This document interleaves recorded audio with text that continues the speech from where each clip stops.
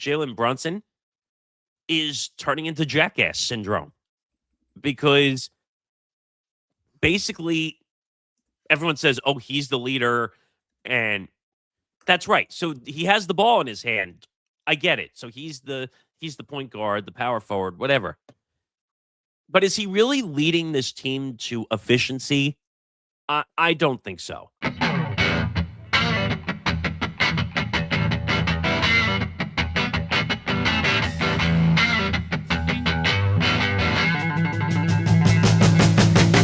Welcome to episode 316 of Empty the Bench here on the Empty the Bench Network. He's Zain Bando. I'm Nick Morgasen. Follow us on social media for Empty the Bench at ETB Sports, Twitter, Instagram, TikTok at ETB Sports. Make sure to like and subscribe to our YouTube channel, youtube.com/ETB Network. Follow the network on its own accord at ETB Network, Twitter, Instagram, TikTok. And if you can't watch us, make sure you listen wherever you get your podcasts. All right. I'm in my Jordan flu game this week. At least I don't know if I'm fully sick. I think I have bad allergies. I was supposed to go to the gym on the day we're recording this, and I said, "Nope, I'm feeling a little achy. I'll put the gym off for today of the day we're recording." But I'm here. I don't miss shows. As Zan, it's very rare that I miss a show in all the shows. I don't miss shows either. You know that. Like me being away for Disney was a rarefied air missing a show. Yes, it was. So I'm here. We'll see if I make it through. I do have some angry opinions on some stories, so I wasn't going to miss this week. We're going to get into the NBA playoffs. Western Conference, Eastern Conference is now set. Obviously, by the time this comes out, game ones will already be in the book for all four series already. So we'll preview the series anyway, just to give you our thoughts on the matter. Magic fire their coach Jamahl Mosley, which is a little shocking to me. Yeah, it is. A little bit. It is. We'll get into that. NFL schedule release. Could there be a delay with the NFL schedule release? They're talking about May 18th, possibly. Yeah, that's later than usual, isn't it? Yeah, I was reading the story from my not-so-favorite source in the NFL. Okay. Pro Football Talk. That apparently claims that they're saying, oh, well, we could put it out whenever we want. Well, why didn't you do that all the years you were putting out the schedule then? Also, ESPN pursuing Steve Kerr. Shocker. ESPN desperate for a personality and a name. Brandon Sorsby gambling update. Future with Texas Tech. Let me just say, he should not be allowed to be in college football anymore. I don't think so either. And some people on this network got me very annoyed on Lounge and a few other shows the other night about this story. Okay. So we'll get into that. So are you saying that I might actually have a sane take when we get to this? Is that what you're trying to get at? You and I are probably on the same page of the Sorsby issue. I'll just say that now. Okay. UFC 328, which is in my neck of the woods. I mean, I'm in Long Island, but it's close to me in New Jersey. Shemaya versus Strickland. This is the one you were telling me where they had to keep them in separate hotels and separate hotels. They're not allowed to do pre-fight face-offs for Paramount. Apparently, extra security is being planned for this fight. There is a press conference scheduled for Thursday, meaning tomorrow at the time that this airs, but no guarantees that like the traditional press conference things will occur. Like it's all very kind of lucid. It's really they think that, or some MMA analysts are saying that it could get to a really dark place this weekend if these two aren't careful. Just from the sheer hatred between them, their camps, and some very racial and religious undertones that both have said between each other. It should be a very dark fight week, if you will. So basically, there's some talks that it could get so bad that the fight may not even happen. That's how ugly it could get. So you're basically saying this is not an act for a change. This is real. It's not. And then if we have time, an iconic radio legend, which I've listened to for many years in my life, passed away, synonymous with Yankee baseball. From the time I was a kid, because I used to listen all the time, and I was obsessed. Um, Listening to the Yankees on the radios. Sometimes I guess maybe that's why I got obsessed with radio growing up eventually and being in it, because I used to listen to Yankee broadcasts on the radio, sometimes more on TV. Oh, that's Um, cool. That s was me with Pat Hughes when I was younger too, for the his name Cubs. actually came up in a lot of comparisons to, John Sterling, who passed away, unfortunately, the day that we're recording this. So, all Yep. right, we got a lot to get to, so let's, deep dive in. NBA playoffs, Eastern Conference, and Western Conference. We're not gonna start with the breaking news. Oh, see, I'm missing banners already because I'm not feeling 100%. Uh, Breaking news: Magic fire Jamahl Mosley. Um, this makes no sense to me whatsoever at all. Um, you know what? I understand that they were up. What were they up 3-1? Three I think. one. Yep. Which they're not the only one that was up 3-1 in the playoffs No, and they lost. weren't. No, they weren't. Um, don't get me wrong. Are the Magic the greatest team of all time? No. No. Do they have some really good players? Yes. I think Pablo Banchero, if I was him, I would desperately call my agent and say, "Get me the hell out of Orlando right now." Oh, I think it's more likely than not. That's what I think. Also, Franz Wagner was not healthy for Nope. Game 7. Now, they got destroyed in Game 7, so I don't know if They should have won. They should have won Game 6. To be honest with you, you're talking about the collapse of the 24-point lead, yeah, they right? should have. They should have won Game 6. And I had said this earlier in the series when Detroit was trailing 3-1. I said the Pistons are a paper tiger as a number 1 seed. And people are like, "What are you talking about?" And I said, Detroit was a great team all year. I think they were 60-22 during these two. They were an imploded 1 seed though, if we really think about it, That's what I mean. Yeah. because they hadn't really. Because I'm sure you agree they hadn't really played anybody yet. So They're a great regular season team. The last 2 years, they were a really good regular season team, and they played well. They earned their way to the 1 seed, and they I sure don't did. Behind and a young core, by the way, too, which I think is a core that people will watch for years to come. But I mean, shifting back from the Magic standpoint, you had 3 chances to win 1 game, and you couldn't do it. right. I mean, the Magic should have won this series. If you're looking to say, "But Nick, come on, the Pistons were the overall favorite." Okay, that's They were the fine. overall favorite. Then why were they down 3-1? That would be my counter argument to that. Exactly. And by the way, I would say probably inexperience probably hurt the Magic slightly. Now, but people are gonna say, but why? And I'm like, because they don't have a real leader. Like Pablo Banchero is a good player, but does he have a ton of experience in the playoffs? No, No. if you put Pablo Banchero on OKC or Denver, he doesn't get the same attention that he does in Orlando. There's no way even a layman's person can say that. Well, I don't even mean it from that standpoint. I'm just saying that there's not enough playoff experience going around on Orlando, and that's why then they were up Right, but that 3-1, they also couldn't means close it. too that if he was on a different team, that he'd be getting limited minutes. Is my point. Oh, I don't agree with that. I would say Pablo Banchero is one of the best players in the NBA right now currently. The only reason that he doesn't get more attention is because he's on Orlando, not because he isn't. That's a good point. I was just saying from a star power name value standpoint, does he stick the same in these other markets than he would in Orlando? I think that's up for debate. But like I said, if I'm Banchero, I'm like, get me the hell out of Orlando now.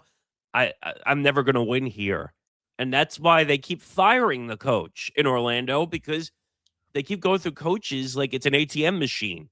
They just keep, all right, I'll just keep putting the card in and getting more money until I get where I need to get. Where's the cha-ching sound effect when you need it? Um, if I was paying attention, I would have had it. You're talking about this, Yeah, there you go. but you know what?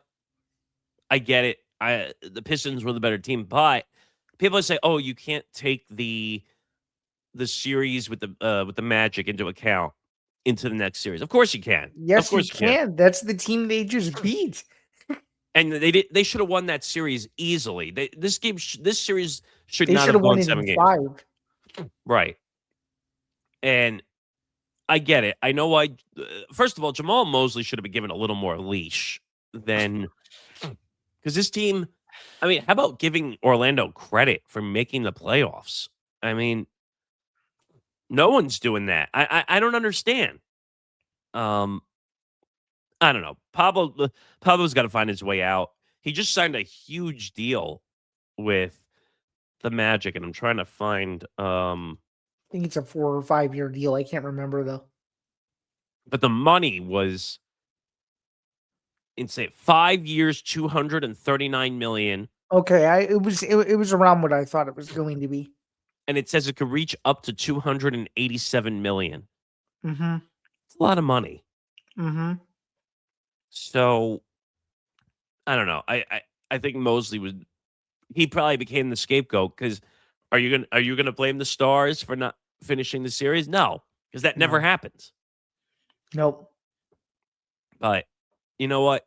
Am I shocked by this move by any means? No, I'm not. Is it right? No. No, it's not. But it's the way the cookie crumbles, as they say in the NBA, where the the head coach is going to get blamed before the star gets blamed. God forbid we blame the Stars for not finishing the job, being up 3-1, right? That's exactly right. Well, it doesn't help too when they had all that pressure in game 6 and all they had to do was maintain the lead, and this isn't even a discussion, and the scrutiny around Mosley would have been centered around something else, but here we are. So it's Yeah. unbelievable. Yeah, so that's the news there. All right, now let's move on to the NBA playoffs. Eastern Western Conference semifinals are now in. Start with the Spurs and the Timberwolves. This is a unique series in a lot of ways. Timberwolves have a lot of injuries right now dealing with. Anthony Edwards might not be back until game 3 or game 4. DiVincenzo is done for the rest of the playoffs. He had a torn ACL. Did you see the weird stat about jersey people wearing the number 0 on their Yeah, jersey? I did. That is bizarre. So Jason Tatum, who wore 0, had a torn ACL. Now Dante DiVincenzo had who wears 0, the torn ACL. They also didn't have DeSumo in the last game. Nope, they didn't. He had that calf string. Do you find that incredible, though, that with all the injuries the Timberwolves had, that they somehow managed to beat Denver? Yes. Yeah, absolutely. I mean, but that's sports sometimes. You don't know who's going to rise up and be resilient, and Terrence Shannon Jr. was a beast. That's true. I just, the way that series went, and everyone said, oh, Denver's going to run away with that series. If you remember what I said, do you remember what I said about that series? You said that essentially, I'm not going to use your exact quote, but you essentially said it's basically a coin flip where you have a team with a bunch of young stars in Minnesota against a team with a bunch of old grizzled veterans in Denver, and it's going to be which team is going to survive the gauntlet the most, and Minnesota was able to do that. And I said it was going to be the best series out of everything. And it was. And I said, awesome. Don't be surprised if this goes 7 games. Now, I didn't expect it to go 7 games and Minnesota to basically be depleted by the end of the series. But you know what? And this DeSumo kid from the Bulls that they traded for. Yeah, and from Illinois too, by the way. This kid's got some moxie, like so far. Now I know he got hurt. He didn't play in game 7, but what was it? That 40-point performance he had? Or he had 39 off the bench and 43 total points in the game.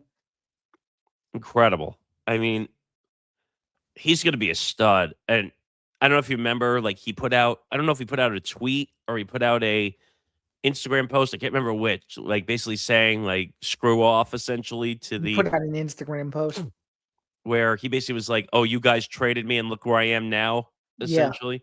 Yeah. Even though I don't know if he's fully in the right for saying that. though. Well, by the way, though, this is rare from him to say something like this because if you know like a lot about his career, he's extremely humble and he doesn't say a whole lot. So that was a major surprise. But I'm saying is, I don't know if he's fully in the right for saying like, "Oh, look where I am now," because we didn't know that the Timberwolves were gonna pass the Nuggets in this series at Well, that's all. true. I somewhat disagree with you because his goal was to make the playoffs this year, no matter what team he was on. So I think it was like a "I proved you right" kind of a statement more than anything else. I don't think he meant any malicious intent No, no, no. or I'm not anything saying like it's that. malicious. I'm not saying it's malicious by any means, but I'm saying I don't know if he's fully in the right to say, "Look where I am now," because they could have fully been eliminated by Denver at some point.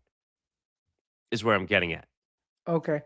because when you're playing against one of the greatest players in the NBA right now, in Jokic and Jamal Murray, and now I think Denver's kind of a shell of its former self when they Well, won the they're kind of title. older though too, right? I mean, older-ish, but they traded away a lot of the pieces that won the title. I think like 4 years ago, 3, 4 years ago now at least. Um, but this was a great series. I feel like this was the Timberwolves Nuggets was a really good series, but to win this without Anthony Edwards is incredible to me because he's the heart and soul of that team. And this is going to be a tough series without having Anthony Edwards right off the bat against the Spurs. I'd say Spurs in 7. That'd be my guess because once assuming he does come back for game 3 or game 4, I do think the series could get interesting. So I actually think this is the chance to go the distance more often than not. I would be surprised if this ended in 5 or it was a sweep. I'd be really surprised. It's not going to be a sweep. I'll tell you that right now. But the Spurs and having Wemby, much different series than playing Denver. I I think think so this. too. I think the Spurs are a much more put together team. They're one of the favorites to possibly go to the NBA Finals and win. How are you stopping Wemby? That's going to be a big problem, I think, in this series. I don't know if it's going to go 7, but It I could could go definitely 6 though, right? I could see it going 5 or 6. Um, it depends on if Anthony Edwards is healthy. It could come back and contribute to this series. If he True. can't, if he can't, the series is going to be quick. But in a nutshell, though, we are both taking the Spurs, though. Yeah, I'm taking the Spurs. I see this being like 5 or 6. I think this is stiff competition for the Timberwolves, especially with Anthony Edwards not back until 3 or 4. All right, moving on. This series is just the complete opposite. Complete opposite of that's the Spurs Timberwolves. The Lakers I don't think this stand a is chance. I think this is the Thunder series to lose. That's what I think. Oh, not Thunder's even playing that. with house money. Not even that. I would say that if the Lakers win a game, that that would be shocking to me in this series. I think so. Oh, too. I'm gonna say OKC in 5. I'm going to say OKC in 5 just because again, it's tough to predict sweeps, but if they won this in a sweep, it wouldn't be shocking. Really. LeBron is 41 years old. And he can't carry the team by himself. That's obvious. I know they got Reeves back who looked halfway decent. They don't have Luca. If they But had Luca, but Nick, think about it. Do we really think that Reeves is 100% healthy? Because I don't. no. I don't think he's fully back.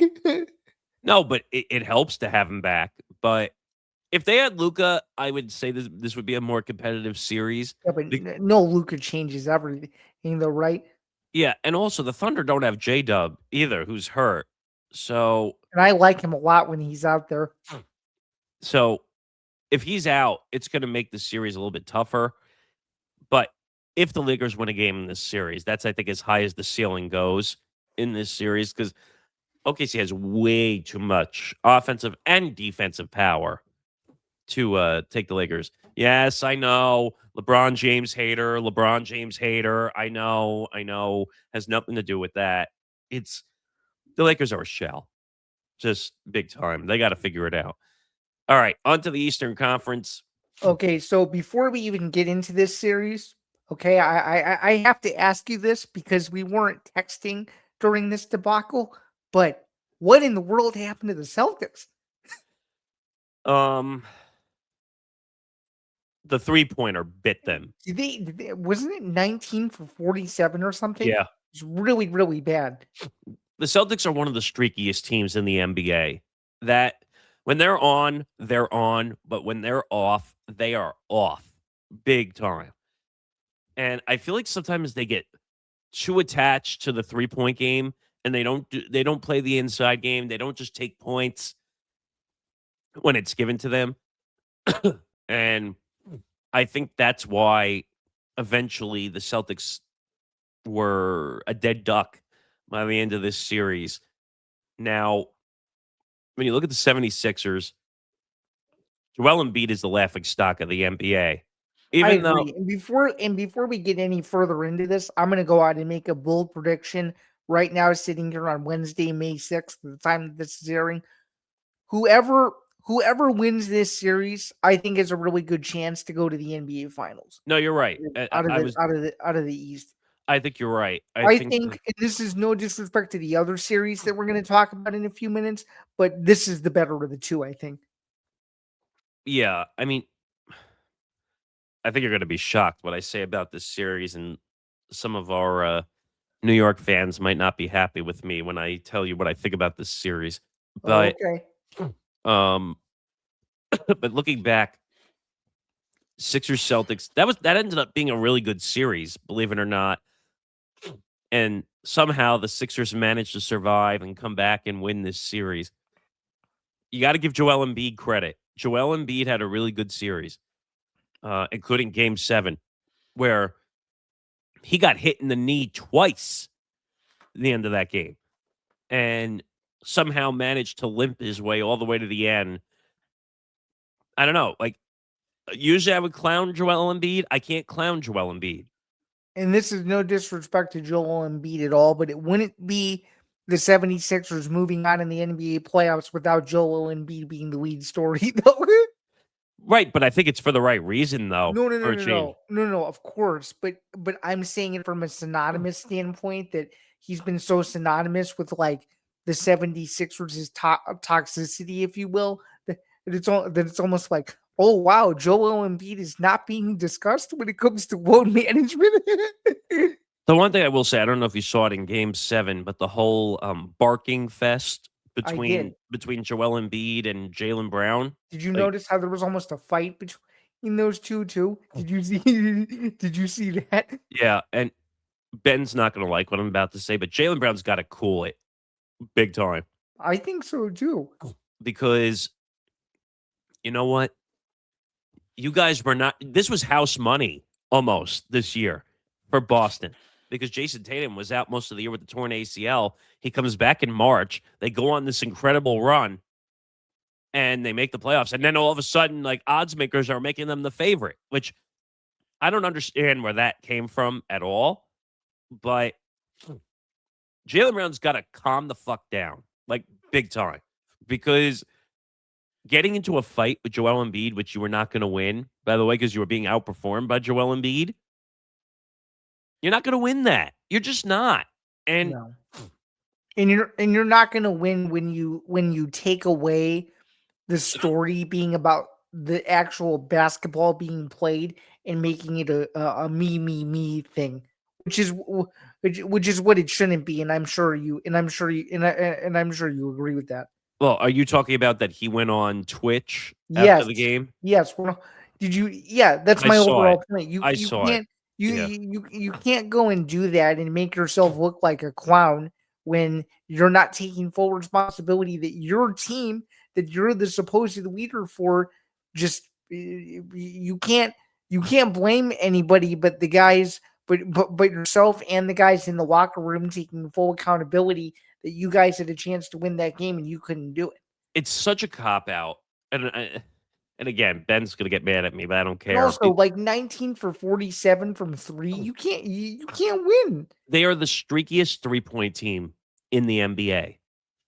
And they're a great 3-point shooting team, but they either are very hot or very cold. There's no in between when it comes to their shooting. And on top of it, Jaylen Brown, and I want to look up the performance from Game 7 because I don't remember what he put up. When did they play? They played on Saturday night. So, okay, so they won 109-101. Let's look at the box score really quick. Had All the right. lead for much of the fourth quarter, right? Okay, so Jaylen Brown had 33 points. He almost had a double-double. So I can't blame him from a performance standpoint. He played well. Right. But Joel Embiid outdid him big time. 34 points, 12 rebounds, 6 assists. Almost had a triple-double in the game that mattered most. But for Jaylen Brown to go on Twitch and to basically start blaming Joel Embiid for flopping, okay? Dude, own up. You guys were up 3 games to 2. All you had to do was win 1 game. But to blame Joel Embiid for flopping because you're pissed off because your team lost being up 3-2. Come on, dude, get a life. Blaming someone for flopping when your team underperformed and then basically threw 2 games away. Come on, Jaylen. You should know this better as a star, one of the top stars in the NBA, that you shouldn't be making excuses for why your team lost. I don't think I could have said it any better myself. Because and I'm tired of today's athlete culture where now they're all super attached to social media. And after the game, you'll see the big stars go on Twitch or Instagram Live or any other platform of their choosing and start going off about how they hate the NBA standards, the officiating. Actually, by rule, Jaylen Brown should be fined for what he did on the Twitch stream. And because he's talking about blaming Embiid for flopping, isn't that technically talking about the officiating? Yes, I think so. The rules are you're not supposed to talk about officiating at all after a game. That's the rules. And usually they give like a $25,000, $50,000 fine if you almost like a conduct detrimental against the refs, almost in a sense. But you know what? The Sixers played way better towards the end of the series, which is what matters most. Now, on the Knicks side, looking at that series, the Knicks should have won that way easier than they should have. Mm-hmm. That was a Knicks-Hawks series, right? Yeah. Well, the Knicks did dominate the Hawks by 50 plus in Game 6, though. I understand, but they should have won that sooner. And there is some questions on will Jalen Brunson be able to play defense? He doesn't really play defense. Is he really a leader of the team? I've had questions about that for. Oh, he's at a. I mean, Nick, you should know this because where he went to high school is only 40 minutes for me. He's had an ego problem for a long time. I think he's a good player. And yeah, I've heard that he's had ego problems before. Oh, he's had ego problems a lot. He thinks when he has the ball that he's Mr. Superstar, and I don't know. I've never been, and even though he's from my neck of the woods, I've never been a huge fan of him. I got into a debate with Nick D over this a couple of weeks ago on Lounge that I don't think Jalen Brunson is a top 10 player in the NBA. Really? Okay.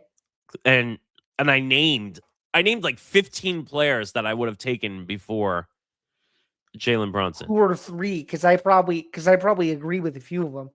Well, Jokic, Wemby, Jalen Brown, Jason Tatum when healthy. I would take Tatum too. I mean, there's so many guys. Like, I when Embiid is healthy, I would take him over Jalen Brunson. I would. I mean, honestly, this is going to Anthony sound bold, Edwards. but I would still take the greatest shooter of all time over Jalen Brunson when he's Oh, healthy Steph too. Curry. Yeah. Yeah, Actually, before people yell at me in the comments, Shy would be way up there I would. ahead of him. I would too. I'm a huge fan of his. So I was able to name like 15 or even 20 players I would have taken And if before. you think about every player you just mentioned, really none of those guys have an ego, though. That's the thing. Well, There's maybe a couple of them, but I'm saying they have an ego in a sense to where they don't overdo it. well, let's clarify. So all athletes have an ego, even if it's small of some sort. But I know what you mean. Jalen Brunson has had issues before with the New York media, his teammates, other stuff. Just even random people online too, where he'll respond to people and he'll be an idiot and he'll say like things like "What have you done?" and stuff like that. Like I've seen it. He likes to stir the pot for attention, and I don't know. I'm not the biggest fan of him. There was a great phrase I used on last week's show that ended up making the teaser for the episode last week. Okay, And I would say for here that Jalen Brunson has Kevin Durant jackass syndrome. okay. And people are going to be like, what the hell is that? And I'm like, Kevin Durant likes to stir it up online Mhm. constantly. And he will just be a jerk to everybody on social media when people don't like him. And we've heard all the reports of Kevin Durant with the burner accounts. And now, shocker, but there's reports that apparently his teammates are not happy with him again. Yeah, great. Go figure. But I would say Jalen Brunson is turning into jackass syndrome because basically everyone says, "Oh, he's the leader," and that's right. So he has the ball in his hand. I get it. So he's the point guard, the power forward, whatever. But is he really leading this team to efficiency? I don't think so. I don't think so either. And some Knicks fans on this network are not going to be happy with what I'm about to say. But I think the 76ers win this series. Okay, in 6 or 7 games. If the 76ers are going to win this series, it's probably going to have to go the distance. Probably. I think them beating them at Madison Square Garden would be sweeter, though, right? Oh, yeah. And I don't know if you saw the other report. I don't know if it was the 76. It was the 76ers, I think, It that, was. that they're geolocating their tickets, Yes. essentially, where if you're from New York, they're not going to allow you to buy tickets. That's what I know this is a hockey reference, but when the Yes. And hockey Blackhawks did would it. play the Blues and the Yes. Blackhawks would play the Predators, Chicago fans couldn't buy tickets to go to Nashville or St. Louis, and that's what is happening here in this series too. I hate it. It's so dumb. I 100% hate it. I don't understand. So basically, you're turning money away because you don't want other fans rooting inside your building? The hell is that? It's so stupid. Let them be there. It's a tri-state area. You're going to block fans who It's can make a so simple trip? it's so stupid. And they And said if people are willing to spend the money anyway, who cares, right? right. And when I read the story, I have to see if I can find it. But apparently, the way they're going to check is by looking at your credit card bill statement. So stupid. That sounds like a lawsuit waiting to happen. I want to see if I can find it Just because because credit card statements and anything to do with money should be private info. You know what I mean? right. But first of all, that sounds like an invasion of privacy more than. That's my point. Like that should be private info. And then Joel Embiid came out after the game and said he asked 76ers fans not to sell tickets to Knicks fans, basically saying like just show up because we're gonna play our toughest, so don't sell your tickets. But I don't know, man. I think that's a horrible business practice. I just think Philadelphia and New York wouldn't you want it to be as much of a rivalry as possible, especially with the two fan bases, right? I'll give you another one. this is back like in the early 2000s or really the late 90s. The Knicks and the Pacers when they hit Mm. the whole Reggie Miller Yeah, yeah, choke signal yeah. thing. And do you really think that James Dolan was going to reject Pacer fans into the building at Madison Square Garden? No, No. Pacers fans were at those games. And that's the point. I don't understand this. Let the fans go to the damn game. It looks like it's such a sketchy practice that they're not going to allow fans in. But Would you go to one of these games if you could? if I could, I would try. I don't think I'm going to be able to. Um, but Knicks fan, we have a ton of Knicks fans on here on our network. But I think the 76ers win this in 7 games. And I think the 76ers have more weapons. I think they have a much better built team.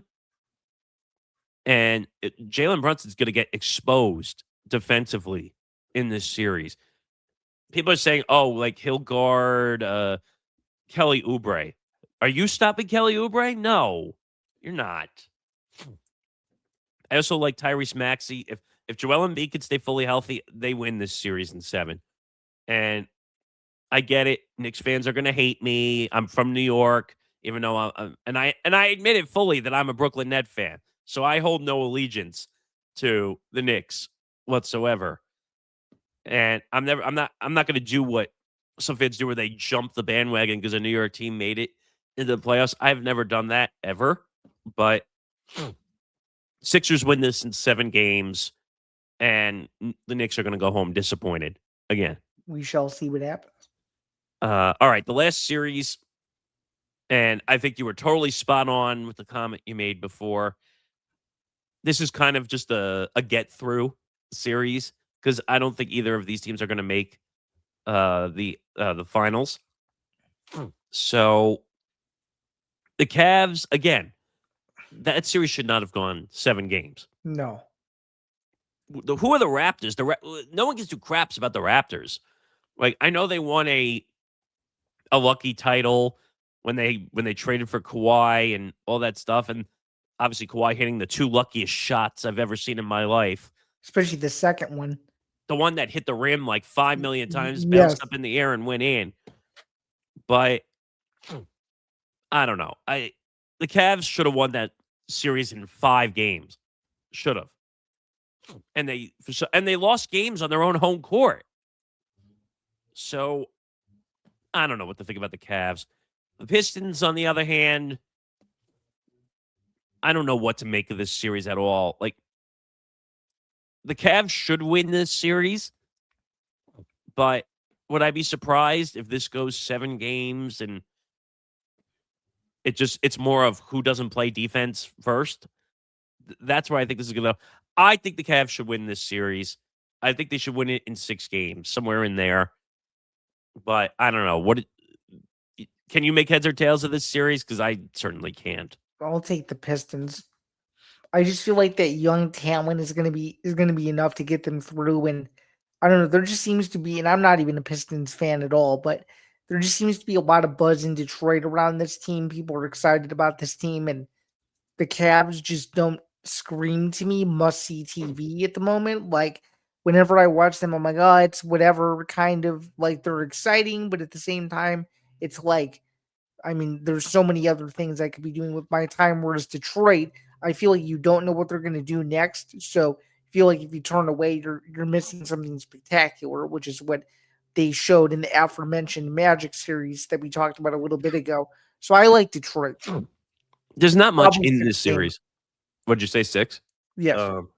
Yeah, there's not really very many big stars except Donovan Mitchell in this series. I just think whoever is going to lose this series is going to lose to the opposite side, whether it's Philly or the Knicks.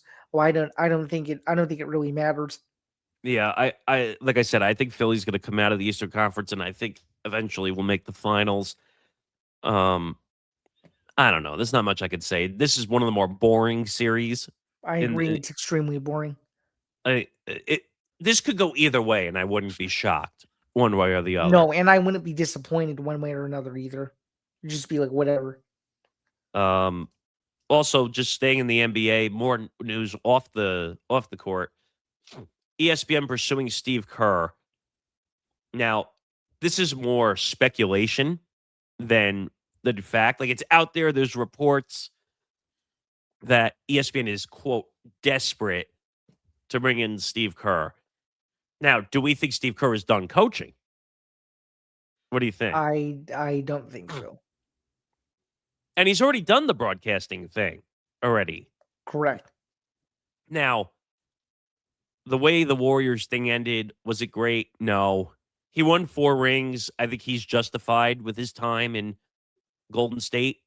And he should take a broadcasting job. I think he should. But will there be plenty of jobs if he wants one? Yes.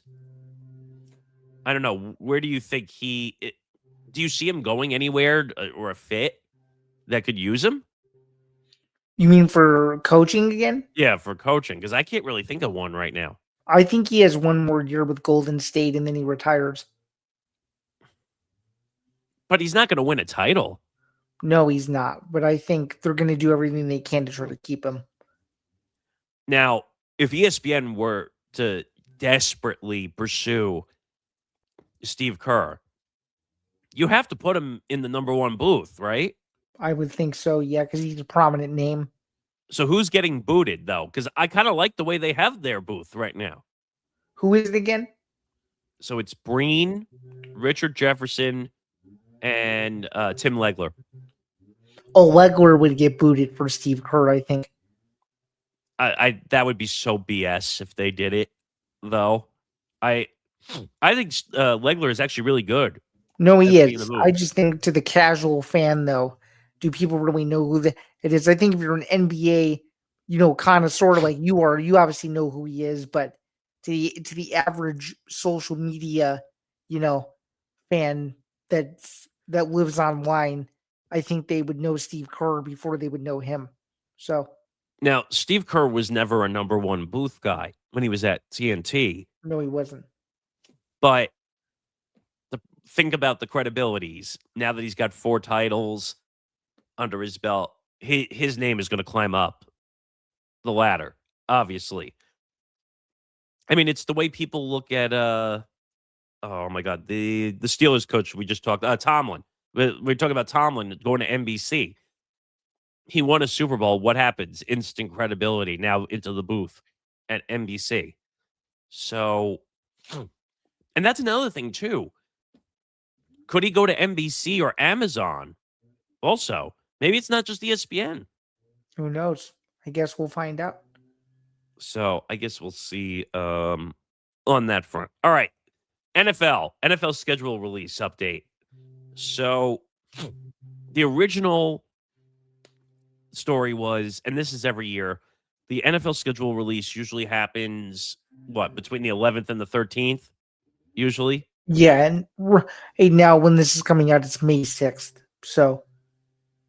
So basically, a week from now, usually you would see the schedule release. We're planning to do a schedule release stream when we get to it. But there's now a report that the NFL VP of Broadcast Planning, Mike North, has said that the schedule could be released during the week of May 18th. And by the way, for those Chicago nerds out there, and I mean this in a kind way, not to be confused with the former radio show host. I know. I even knew that too. Which, by the way, would be pretty funny because he is kind of out there a little bit. But it says here, most fans know full well that the schedule comes out in mid-May now. North said an appearance on It's Always Game Day in Buffalo podcast. That's what we've done the last 5 or 6 years. That's sort of our target. Is there any magic to May 12th, May 13th, or 14th? No. Is there any real downside to May 19th, May 20th, or May 21st? No. So what do you make of that? It's just the NFL trying to play cool and try to get them off their backs a little bit, meaning to try to get them to kind of lay low and let the fans just kind of soak in their own confusion. That's what I think. Is this them trying to draw attention to themselves, the NFL? Oh, 100%. Because they should just leave it. They want it to beat out everything else that's going on in sports when it eventually comes out.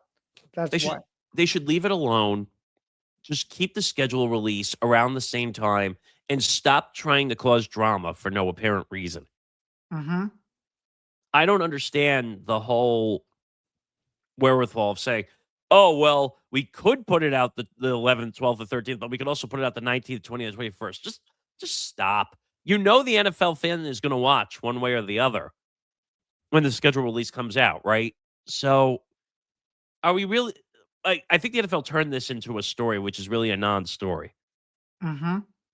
Which we turned it into a story because eventually it's going to come out and we're going to laugh when we realize it's the same format that it always has been, and this was overblown for no other reason than because it was. That's all it is. And also, they already leaked the opening week of games anyway.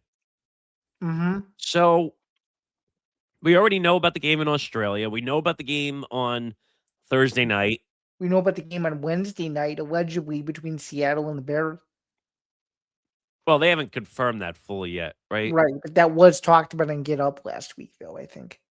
But I'm saying, like, they've already leaked, so them trying to play coy with the NFL schedule It's just makes so no dumb. sense. It's dumb. And speaking of a reunion that doesn't make a whole lot of sense, Skip Bayless and Stephen A. Smith have squashed the beef, and they're finally going to get back together this Friday on First Take. Like two old pals finally, I guess, settling their differences. What do we make? What do we make of this? Um, from the reports of what I read, this is a one-time reunion, at least from what I'm reading on Front Office Sports. Um, it's a one-time show. That's a quote directly from Front Office Sports. It'll be the first time Bayless and Smith have appeared together on ESPN's top-rated morning show since June of 2016. Um, I don't know. Is it going to cause a lot of buzz? Yeah, of course. It's going to cause a lot of buzz. But if people are looking for them to come back together, it's not going to happen. No. Really, the only comment I have about this, and then we can move forward, is it'll be nice to get them back, but it'll be like, okay, this is ESPN trying to satisfy a group of sports fans that really don't exist anymore. Because if you think about the group of sports fans now, I mean, the people I talk to, they really don't even watch TV at this point. They only follow the teams that they like and they only watch the games that they can consume, but they don't watch ESPN in the religious way that when I was growing up, my friends and I used to watch it. So this is more of a nostalgia play than anything, and it'll be old news by Sunday, I think. Excuse me. The amount of social media that's going to be done on this is going to be wild. The amount of clicks and clipping. You know, do you think ESPN's going to clip the shit out of this when the two of them are together? Enough Like said. Yep. you're going to see it on every ESPN platform. Everyone, even outside of ESPN, is going to make it go viral. That's how insane this is going to be. Now, Stephen A. is the executive producer of the show for First Take. People are saying that don't be surprised if it goes from a one-time reunion back to a reoccurring element on the show. No, no, no, it won't happen. I don't think that'll happen either. I would it make for good television though? Every week, once a week? Yeah, it would make for good television. But I just don't see that happening really at all. Like it's going to do hundreds of millions of views. I'm just going to tell you that now. It's but ESPN knows what it's doing. Stephen A had to approve it. It's his show. But that's pretty much it on that front. All right. Speaking of taking a gamble, uh, Brandon Sorsby. We have a gambling update on the future of the Texas Tech quarterback. Now, we haven't really talked about this since it really came to the forefront, but No, and I don't have much of an opinion on it other than the fact that he made a really bad decision, like a really bad decision, and it's going to cost him. And if he would have came now, obviously, I can't really say this now, but I guess I can because it's a reactionary thing. If he would have come out this past year in this book, meaning come out to declare for the draft, this would be a humongous story compared to what it is now, because I feel like it's just getting buried under all these other stories, and we're not talking about the severity of it. Let's make two things very clear. Number one, mental health is a real thing, but it can't come at the expense of breaking the rules. It's it's simple. It's as simple as that, and I'm sure you see it as black and white as I do, which is why I had to get off. I had to get that off my chest. Yeah, I mean, Count and I talked about it on Press Row last week, but and I kept saying he's got to be banned from college football. And I know people are going to say that's a harsh take. Nick, second chances, You can't get guys. a second chance for breaking an NCAA. It's a literal NCAA rule. You can't jeopardize that. It's not even just that. So the speculation, the reports that are out there, is that he made thousands You of can't, bets, you can't do it. You can't do it. thousands of bets. And the other report was when he was redshirting at Cincinnati. Redshirting at Cincinnati and before that at Indiana too. Right, but I think this happened at when he was redshirting at Cincinnati, sitting on the Mhm. bench. He was betting on Cincinnati while sitting out the games. You can't do that. No, and you can't bet on. And he didn't learn his lesson the first time, because what I was going to add for my original point was he was doing the same thing at Indiana too when he was sitting the bench also. He's got a gambling problem, I think. And by the way, and you just said it clearly, I might say it a little more bluntly now, but stop with the whole I have a mental health problem and I'm trying to use it as a excuse for my gambling You problem. you can't do that, man. It's something more internal that only he has to figure out. But to That's say that, that that but to that's say I something deeper. right, but to say I have a mental health problem and that's why I was gambling and doing all that, do you know how bad that makes you look? I know. And the other part of this story is that he obtained a big time lawyer, and I'm trying to find the guy's name. Oh, his name is Jeffrey Kessler, big time lawyer who has represented plaintiffs in the House versus the NCAA case. He also represented the NFLPA on behalf of Tom Brady, Ray Rice, Ezekiel Elliott, Adrian Peterson, and the Bounty Gate players. So does he Yeah, think that because he has a prominent lawyer that he's just going to get out of it? probably, which is not the right approach. I mean, it's going to be so clear cut from sports book records and all that they're not going to make him innocent of this. He Well, can't be. He knowingly did it. He knowingly he did it. The proof is in the pudding. You just simply can't do it. That's why you sign releases. That's why you go through all that training before the season. You go through all the rules of things you can and can't do, all the things you can't use for exchange. It's all clear cut, black and white, public information, and he's gonna get the shaft, and technically he deserves it. so I'll read you because people are going to say, but Nick, Zan, you don't have the legalese. Well, actually, I do. I have it sitting in front of me right here. So the NCAA prohibits student athletes from betting on pro and college sports. Sorsby is believed to have placed thousands of online bets. Same with employees. If you work for an athletics department, you have to sign a release saying you won't distribute info, you won't do any of that, you won't bet. It's all the same standard. Sources also say, including bets on Indiana football while he was a member of the program in 2022, which again, that should be an automatic disqualification from college football. I think so too. I don't know why that wasn't caught earlier itself. Based on the NCAA guidelines, which were revised in 2023, student athletes who wager on their own games or on other sports at their own school can potentially face permanent loss of collegiate eligibility. Okay, so why hasn't that happened yet? You'd have to ask the NCAA that question, but obviously because they're so wishy-washy sometimes, we may never know. But I'm And tired. when we do know, it's going to be too late. But I'm tired of people going around and say, "Oh, he has a mental health problem," and that doesn't make what he did right. correct. And let's be very clear. You and I are very understanding of mental health issues when they come up with people and all this stuff.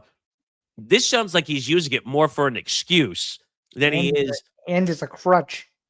How about just admit you have a gambling problem? You would look better as a human being if you just admitted, I have a gambling problem. I need to go get help. But why, if the rules are clear cut, like I just read, where he was caught betting on his own team, sitting on the Indiana bench, or even in 2023 when they changed it saying you can't wager on your own games or on other sports in your own school, that you potentially see, that's the word I don't like. Potentially face permanent loss of collegiate eligibility. Don't you think that's a little left open for interpretation? Yeah, in a very bad way. So basically, what that means when they say potentially face permanent loss, they basically have discretion over if it's making them money or not. Essentially, hmm Which but is which sucks. and I believe he has a problem, that he has a gambling problem, and now he's going to get help. But come on, man, you got to know the rules. And also, I think on top of that, he lost a $5 million NIL deal because of it. Yeah, it's even worse. Now, the last part of this story is there is one option. I don't know if you saw this in the I did. report that he could head off to the NFL supplemental draft. But what are the odds of getting drafted out of the supplemental draft? Very little, and for those on the video only side, I'm literally putting up a zero interpretation. Yeah, it's impossible. Like, from what I understand, like, unless you're some amazing athlete, you're not getting drafted out of the supplemental draft. Nope. Oh, they put you like Josh Gordon and Terrell Pryor. If you remember, though, Terrell Pryor had issues, if I remember correctly, too. hmm And that was way before impermissible benefits Right. came into play. The NFL hasn't had a supplemental draft pick since safety Jalen Thompson was a fifth-round selection in 2019. Yeah, that's not great. So, and I love people who do this at the end of the story. Sorsby was ESPN's number one ranked transfer in the offseason and joined Texas Tech. Who cares? Mm, Do you care if he's a number one guy? I don't. I don't either. But it is what it is. I think he should be banned from college football. And first of all, can you imagine if he got caught doing this in the NFL? That'd be terrible. Just think about that. Like he would have been banned from the NFL probably. hmm All right, moving on. Two more quick stories.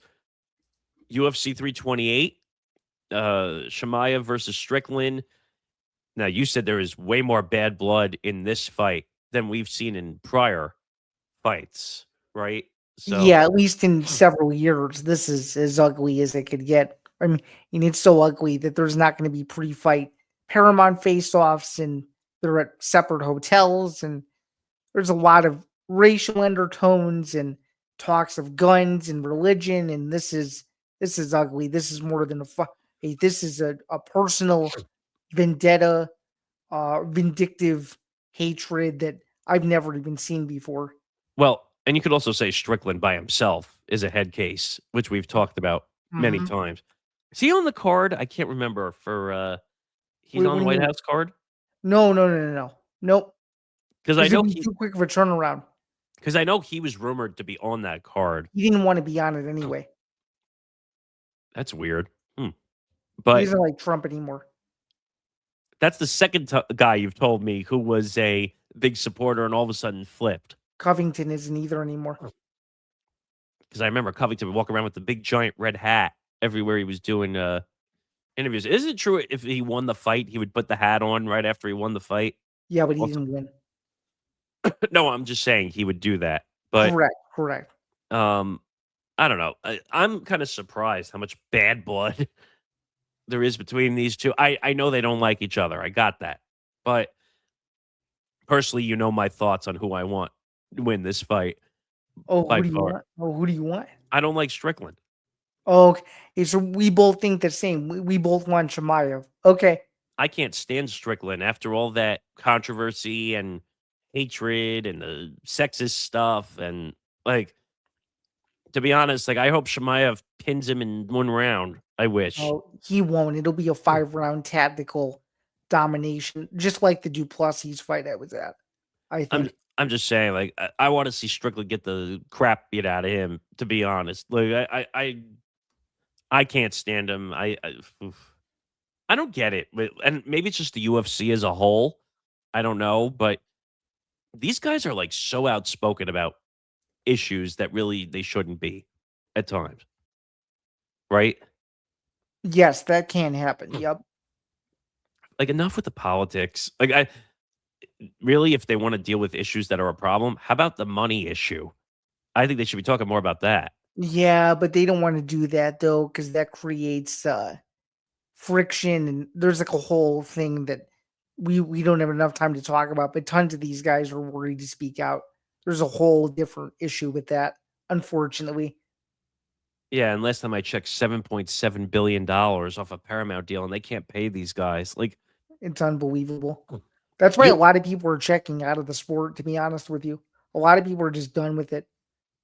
why? Because they're not getting paid, or Well, because the that they're product's not not getting good? paid, the quality of the fights aren't great, like just a lot of stuff is going on. I mean, that's probably because they're not getting paid, so they're not going to put the same effort into Mhm. the fights. It's almost like But a quota system now. which is stupid the way they get paid. But I know.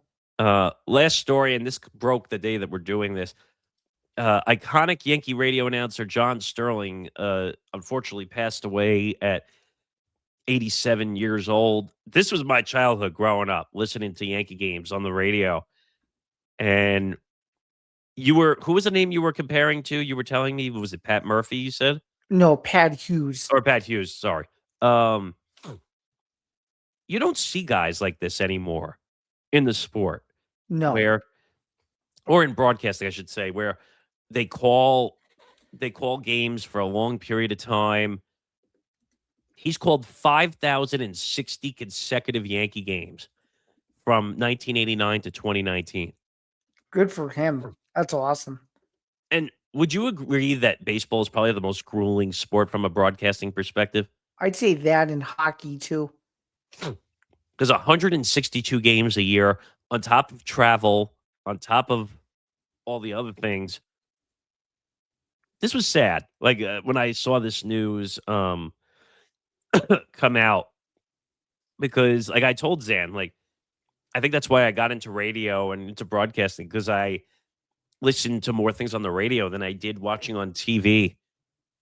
And obviously his iconic call, the Yankees win, like at the end of every game, or the iconic home run calls that he would always put in, like an A bomb from A Rod, like all those different things that he would do. It was, and I wasn't an A Rod fan by any means. Let me be very clear about that. But um, just all the iconic calls, the playoffs, the World Series. It's rare. We don't see guys lasting 20, 25 years in broadcasting like this anymore. No, you don't. If you would have told me from my end that my hometown radio guy, who I've met personally, it was when I was like 12 or 13, would still be doing it, I would not have believed it. So, Because you're seeing constant change on the TV and the radio side now, like every 2 years. Like, how are you supposed to get used to what you're listening to on a yeah, daily like basis? even from my standpoint, like obviously Shambi does the Cubs now, but I grew up with Len Casper before he went to the White Sox. So, I don't know. Right. It's all very interesting, but to see Sterling last as long as he has, it's really quite cool, and, whoever replaces him, they're in the shoes of a legend now, so Well, it's gonna so he was sick. He eventually had to leave the booth. So now they have oh my god, he was the Seattle Mariners TV guy. Oh, Dave Sims. Dave Sims is now the guy. Now, the irony, Dave Sims was worked at WFAN many decades ago oh, that's before pretty cool. before moving to Seattle and calling the games for the Mariners on TV. And I would say Dave Sims still has like that old-timey, old-fashioned baseball call, but in today's day and age, you don't see these guys anymore like treating the game with respect. Like you don't see that anymore. No, and And it's clear he did that. It's obvious he did that. yeah, Sterling was great. There's so many radio guys, but Sterling was just a one of a kind. Now, was he a little goofy on air? That's Yeah, what I've heard. Yeah. but like it's part of the charm that made him who he was. He had a home run call for everybody, which I think was cool because again, radio is painting a picture to the audio audience. And nowadays, though, it's really less about that now, and I'm sure you agree, because now people are smart enough to where if they want to listen to the radio, they'll sync it. But for several years, that used to not be the case. And I think it's even hard to sync the radio to the TV at I think times. it's pretty easy, actually. I think it depends just because of the 7-second delay that you run into between TV and radio and all that stuff. But I don't know. I'm saying Listen, it's easier now than what it was. I also think it's hard to watch a visual product while listening to the radio because a lot of times it's not going to be in sync because in radio you have to do more talking than you do on TV. Oh, that's a good point. Yeah. So, like I called games when I was at LIU. I would call basketball games. You have to talk more to make sure you're painting a visual picture to people who are listening so they can say, "Oh, I can tell, I can almost see what's going on the radio." The same thing. John Sterling was great. He would paint a whole visual picture to make you feel like you're in the stadium and you could see everything. Well said. And speaking of visual pictures and us sitting in our chairs in our varying different locations on different sides of the country, I actually think this is a good place to end episode 316. What do you think? Yeah. So if you want to follow us on social media at ETB Sports, Twitter, Instagram, TikTok, make sure you like and subscribe. YouTube.com/ETB Network broke 1,100 subscribers. As we continue to get closer and closer to 4,000 watch hours, please watch our videos, come watch, check out our shows. Add us Uh, to our RSS feed, follow us, yeah, literally do everything. do Just everything. because the quicker you help us get to 4,000 watch hours, monetization is a big deal on YouTube, and we could do a And lot more things. seriously, too, message us sometimes. There's a good chance we may answer some of your questions on future shows, too. So, Yeah, and we're talking about doing some more live shows, so you might see this show come up live very soon rather than tape. We're doing that with a lot of shows now, so hopefully the goal is to do some of these live soon. But yeah, that'll do it for the show. Any last words before we go? I don't think so. Happy May to everyone, though. Hope you guys are doing well. Hope the weather's getting warm wherever you guys are in the world or in the United States, if you will. Enjoy all the upcoming sports this weekend. Enjoy the playoff madness. Enjoy UFC if you care about that. And we will see you for episode 317, where we will already be somehow, some way, Nick, halfway through the 31-day sprint that is the month of May. Should be very exciting, though, as we get closer to the summer time. Yeah, I mean, we're heading towards the halfway point of 2026 soon already, which is scary to Gone think. by too fast. I mean, I thought yesterday was January for crying out loud. Not really. That's just what it feels like. Well, for Um, me, I thought yesterday was April, given that it was almost 2 months ago. Oh, or no, almost a month ago now that I was at the Final Four in Indianapolis. And now it feels like with that being over, it feels like you're starting to slow down, but at the same time, it's still moving like a hamster wheel. So it's all very interesting, though. just wait. Once we get past the NFL schedule release stream, it's going to be turning the corner back to the NFL I know it's again. wild. But that'll do it for the show. He's Zain Bando. I'm Nick Morgasen. We will see you next week for episode 317 of Empty the Bench. Until then, have a good week, everybody. We'll see you then. Cheers, everyone. Have a good one.